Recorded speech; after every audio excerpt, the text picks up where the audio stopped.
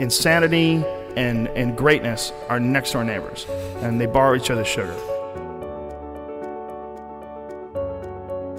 Transformation of human consciousness through meditation is frustrated so long as we think of it in terms of something that I myself can bring about.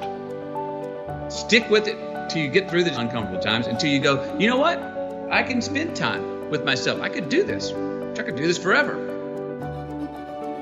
Well, then it's okay to go re-engage, but there's great value in not doing that until you go, I'm good with me and me for right now.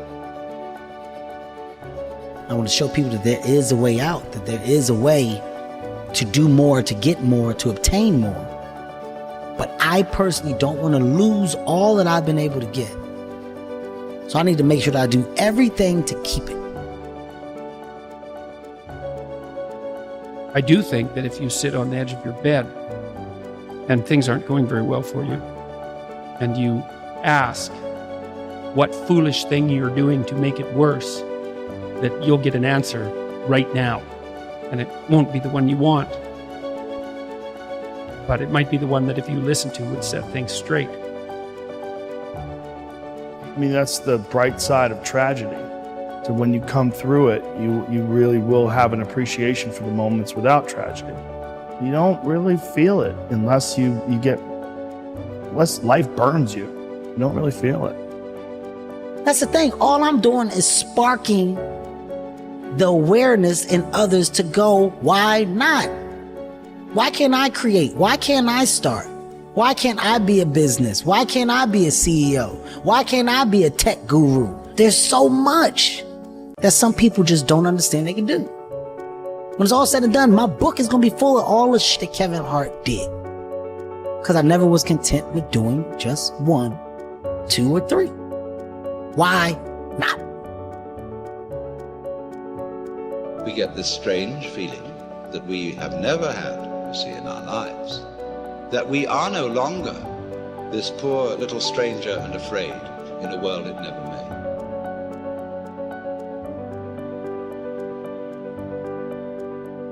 Momentum is a big thing with human beings. It's a big thing for me, at least.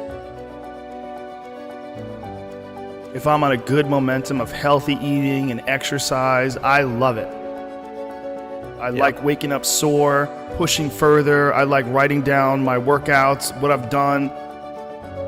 And I like hitting that gym hard on a daily basis. And I build momentum.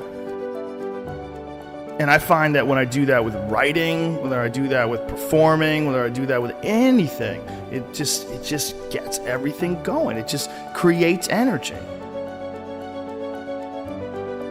Being lazy robs you of energy. Like being sedentary, being uninspired, being bored, it robs you of one of the most precious things you can have in this life, enthusiasm.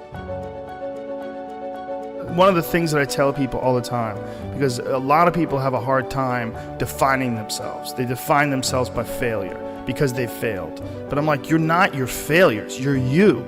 Okay, your life is a series of lessons you've learned. Now, if you just dwell on the failures, like that's not healthy. It's not smart and it's not empowering. What you got to do is look at those failures and go, well, now you know what not to do. But you're not that. You're you. It was hard because so happy to be and have the job I have. At the same time, I was like, don't feel like I'm growing in my work. And my life at that time had become extremely vital, meaning I just had a newborn son with Camilla. Wow, the only thing I ever knew I wanted to be, and now I was. And here's this job that I had held most reverence for in my life, fatherhood, now I was. My emotions, the ceiling and the basement of my emotions, the range was so wide. I was laughing louder, crying harder, getting angrier, showing more joy, having more sadness, all across the board. All emotions were much more extreme than they were or could be in the work. I said, your life's more vital than your work, but can my work challenge the vitality I'm feeling in my life? So the work I wanted to do. There were certain scripts I wanted to do Dallas Buyers Club at that time, other scripts. Nobody's going to touch me with a 10-foot pole in those movies. All the dramatic roles I wanted, they're like, no, not with McCounghey, we won't finance it. Okay, so I can't do what I want to do, so I'm going to stop doing what I've been doing. So I stopped doing rom-coms. I said no, stopped. Well, for the first 6 months of not doing rom-coms, I wasn't doing anything. Finally, nothing came in. And for 14 more months, nothing came in. I considered other careers. Didn't know if I'd ever work again. But after 20 months of being gone, unbranding as I now call it, being out of sight, not being in your theater or your living room in a rom-com, not seeing me shirtless on the beach, I became a new good idea. I don't know, I haven't seen him, where has he been? I was kind of refound. So I had to do that for myself. I loved doing the rom-coms, but I was getting the scripts and I felt like I could do the same script tomorrow morning. And I was like, that's fine, but I want something that's gonna make me sweat in my boots. I want some work that's gonna challenge me, make me go, I'm scared of this role for all the right reasons. And I can't wait to go attack it and see how I come up the other side. Why seek the role that's hard? Because it costs me something. Because it costs.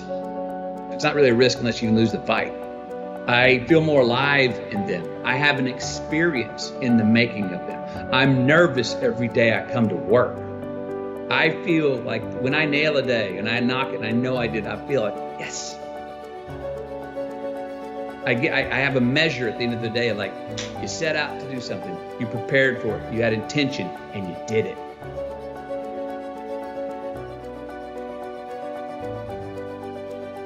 There's lots of different ways to interpret the world, and you can maybe even make a case that there's an endless number of ways to interpret the world.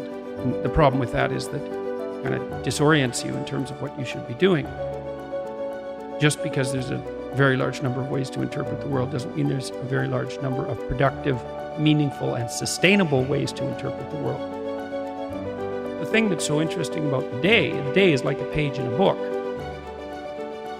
I had one client who was spending about 45 minutes a night fighting with his young son about when to go to bed. And so, they weren't having a pleasant time of it because it was just a constant battle. And that's common. Like, it's very common for parents of young children to be locked in a battle that occurs day after day. Sometimes it's around eating, sometimes it's toilet training, sometimes it's general behavioral issues, sometimes it's bedtime. It's like, okay, 40 minutes a day. So that's 280 minutes a week. So that's, let's say, 5 hours. It's 20 hours a month. It's 240 hours in a year.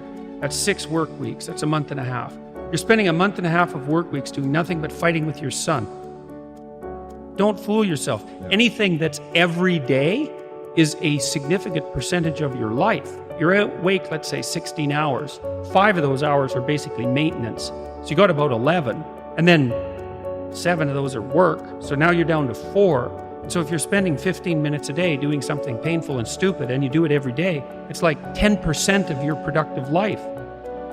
Because people think backwards. They think, well, I have a vacation coming up and that's really important. It's like, no, it's not. You're only going to do it once. It's not that important. Yeah. How you treat each other at lunchtime, if you eat together every day, that's your life. Yeah. Fix that.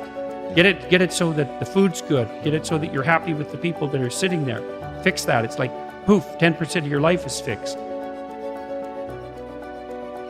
The purpose is to align ourselves to really make a change. So you can either be the conversation about making change, or you can be a part of the action to do it. I want to be a part of the action. I don't want to be you or beat you. I want to take this energy and apply it to myself. That's the purpose of seeing.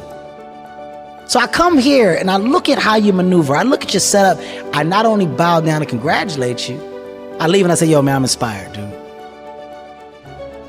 Joe, I can't wait in 2 years. You're going to come and you're going to see my shit. And you remember I said I was inspired, but you're going to see what I let it grow into. That's the proper way to get encouraged and motivated. Look at your circle, right? When you can merge yourself with good people and follow the paths that you see that these good, successful people have taken, you then become a part of a world and group that nobody expected you to be in. So everything else from the outside that comes in, you're throwing at a bubble that can't be popped. It's a force field around me. There's a force field around me because what really matters, loves me wholeheartedly. And when you have that and you understand that, you're unbreakable. So if you don't add to that force field, if you don't make my force field stronger, you don't get time from me.